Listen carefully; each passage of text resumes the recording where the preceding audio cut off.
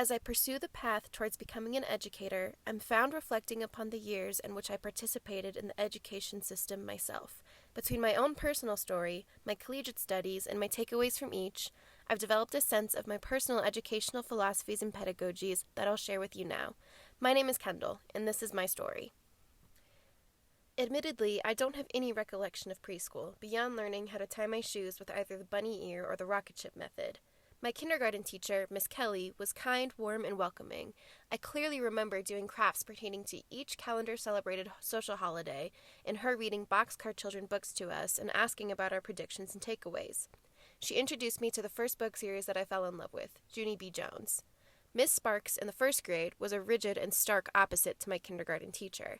I have a distinct memory of being demanded to move my card from green to yellow, a disciplinary action, because the class began to pack up and leave before she explicitly gave us instruction to do so, despite the bell system's excusal. To this day, I ignore the time, the bells, or anything else that would excuse me from class and wait on my teacher's dismissal. Both of the schools that I attended for preschool, then kindergarten and first grade, were private Christian schools. After preschool through first grade, I moved to a charter school. Miss Glusk, my second grade teacher, had a small gumball machine full of hard candies that took pennies. She would give us pennies during class to award any good behavior, impressive comments, participation, etc. I recall loving this system, likely because I'm very competitive and it motivated my classroom participation. While this method worked for me, I wonder how students who didn't earn pennies reacted to this style of teaching. My third grade teacher, Miss Johnson, wrote me my first and only infraction, a disciplinary write-up. I was about 15 minutes late to class because I thought it'd be a good, silent deed to stay after recess and clean up trash from our playground without telling anyone. Naturally, Miss Johnson was livid about my 15-minute tardiness with no forewarning and what they deemed an unwarranted and flimsy excuse. You can imagine the confusion and guilt I felt for being punished for this. In the fourth grade, despite other years that I was bullied by boys in my class, I finally came to my teacher, Miss Hubner, and expressed to her that I was being taunted by boys in class in a way that upset me. They would throw footballs and kick soccer balls at me during recess to see who could manage to trip me first. Then they would steal my school supplies and messy my desk because I greatly and evidently cared about organization. Miss Hubner told me it wasn't necessary to take action. They were only teasing me because they liked me. Shall we consider the ramifications of teaching a young girl that boys express their romantic emotions with abuse? My fifth grade teacher, Miss Hines, mocked me repeatedly in front of my entire class for a manner in which I spoke. I've always had a tendency of speaking rather fast and using She imitated my poor public speaking ability multiple times in front of my class. Starting in the second grade, during my first year at the charter school, I began to experience stress-induced migraines. These lasted through my charter school years and finally dwindled when I transferred to a public school. Although I understand now that this stress was not a sole result of my school experience, I'm confident that the environment of my charter school pushed my stress levels over the bearable limit of a second through fifth grader. Throughout my charter school days, I was expected to wear uniforms. I recall being made fun of for wearing uniforms that were hand-me-downs from my older brother, knockoff brands, or from a second-hand store. I remember feeling self-conscious because the other girls in my class always had the accessories and superfluous wardrobe options that were uniform approved, as they were offered in the uniform catalog. Plaid headbands and bows, socks, layering turtlenecks, button-downs, skirts. My parents couldn't afford these things, and I was often reprimanded when I tried to accessorize my bare minimum uniform garments with small accessories and pieces of clothing from my personal closet. Even then, I understood that these uniforms were intended to neutralize and generalize our material manner of expression, and yet I felt that it only made more clear that my family was worse off than those of my classmates. Despite my many poor experiences throughout these years in charter school, which I primarily attribute to my total elementary school experience, I've always had an undying passion for learning. I crave knowledge, constantly, even when I struggle to understand and apply it. My charter school had a strict STEM curriculum, but they also put an emphasis on the arts. Though my exposure to literature through these years were scarce, the school supported and encouraged our participation in art shows and theater performances. In fact, within this setting, it was almost uncommon not to participate in these functions. During these years, I worked under the impression that I was not necessarily smart, because my intellectual passion lied with literature, which I didn't discover until later, as this school focused on STEM. But if I followed instructions to the T and obeyed teachers unquestioningly, then my grades came out just as good as those of my smartest classmates. Considering all of this, my transition into public school came with great adjustments. It was odd to me when my first exposure to public school showed a diminishing sense of appreciation for the arts, though it eased the stress of a STEM education and introduced my passion for literature, English writing, and social studies. Due to the lighter workload and compromisable expectations that public school offered, my stress reduced significantly. Stress-induced migraines vanished magically.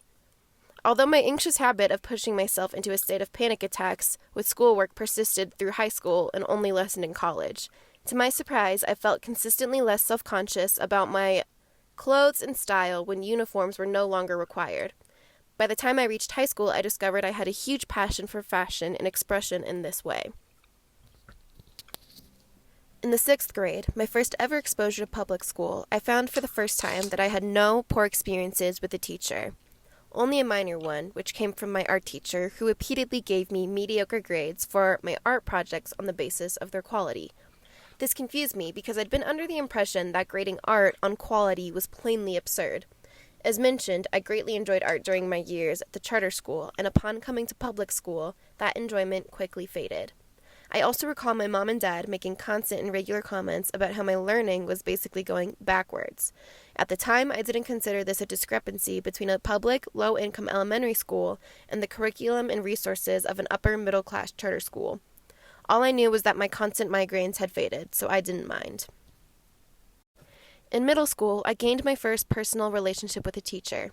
Miss Adams, my math teacher, whom I student aided for, became one of my greatest confidants within the walls of my school. Math rarely proved to be my prevailing subject in school, but math was in fact one of my best subjects throughout middle school, because I had the constant and ongoing emotional and intellectual support from Miss Adams. She kept obscene amounts of soda and snacks under her desk, which she offered to me during each aiding period. She spent time inquiring about my well-being. I began to open my mind to the idea of developing relationships with my teachers rather than simply obeying their commands and wants. My experience with my high school teachers is, surprise, one of the main reasons why I want to become a high school teacher myself. Despite being unprepared and inattentive toward deeply befriending my teachers, these adults knew I'd be interacting with them for 4 consecutive years. They made a continuous effort to develop personal relationships with me and understand my way of learning to aid me through my entire high school career. In turn, I became deeply involved with my school, creating close relationships with my teachers that I still maintain today. I played varsity soccer as a freshman, sophomore, and junior. Despite having dedicated nearly my entire life to this sport, I quit before my senior season. Why? I discovered my passion for writing and reading, and I wanted to dedicate my time to my academics. I wrote for the newspaper, became the editor-in-chief, became a member of the National Honor Society, worked as a writing tutor. It was not until the intellectual challenge and intensive care that my high school teachers gave me that I realized how great my passion for literature, writing, and academia really was. However, my experiences in school are not solely my own, because I've been greatly impacted by the secondhand perception of my brother's school experiences. Each of them experienced a similar school path as I did, a small age difference, 18 months elder and 3 years younger. However, neither of them ever had a particular passion or enjoyment for school and learning. Each of them experienced a very early burnout from the educational environments we were in, and with a lack of teacher support, gave up on school. For years and years, both my brothers were the deviant children, openly chastised and bullied by teachers and students. Both of them dropped out of high school prior to graduation. My elder eventually graduated from a credit recovery school. My younger attained his GED. Comparing my great high school experiences to each of my brother's unfair and terrible experiences, I'm even more passionate about ensuring equality and equity as a high school teacher myself. It is important, however, to recognize exactly what was happening with education and politics throughout the years I was in school, that being from 2003 to 2016. Our presidents during this period were George W. Bush and, mostly, Barack Obama. Under the Bush administration in 2002, No Child Left Behind was passed, which reformed education to a basis of standardization.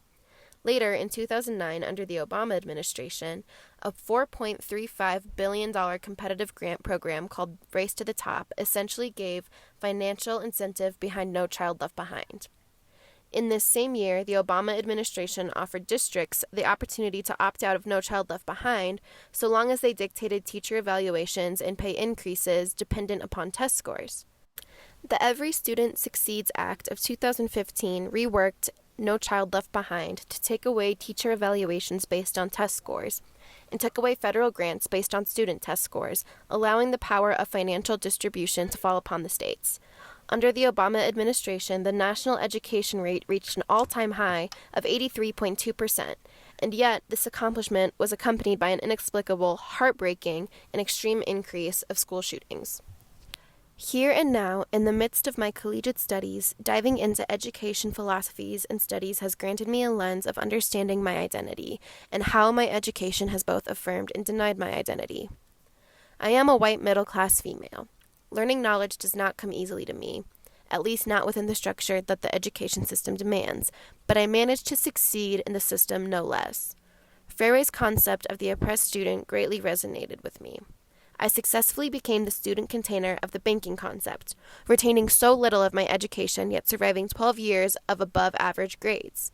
Freire's opposition of the oppressed, the marginalized, accurately reflects the labels inflicted upon my two brothers. In many ways, through many instances, I felt my identity repressed within me throughout my educational career. I felt like a pawn, playing the game of school, failing to realize that my education is something which allowed invention and projection of my blooming identity. Feeling alienated from literature throughout my entire elementary career stripped me of acquiring vocabulary or establishing an imagination that would help me express and understand my social state.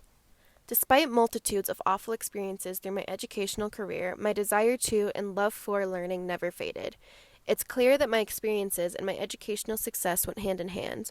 In my elementary years, my school sought to generalize me, to make me memorize what I couldn't learn, failing to see an elementary schooler nearly debilitated with anxiety.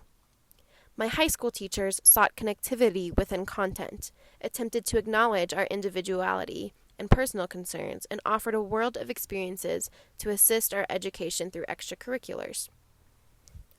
I understand now a vital aspect of my academic identity, which is that my manner and level of comprehension is not a matter of above or below grade level, because it is not standardizable.